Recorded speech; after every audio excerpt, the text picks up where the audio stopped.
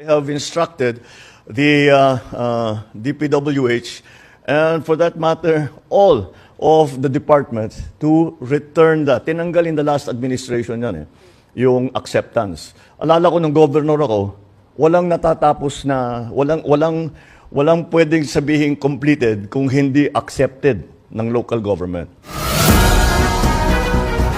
Tinanggal na yung rule na dati na kapag may project ang national government sa isang LGU, pagtapos na yung project, kailangan i-accept nung mayor, kailangan i-accept nung governor. Kati barangay captain, kailangan tatanggapin niya, titignan nila.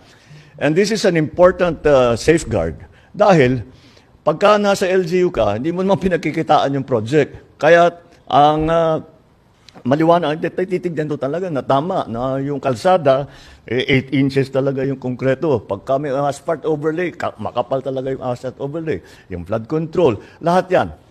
And so, I have instructed the DPWH, and for that matter, all of the departments to return that. Tinanggal in the last administration yan yung acceptance. Alala ko nung governor ako, walang natatapos na, walang pwedeng sabihin completed kung hindi accepted ng local government.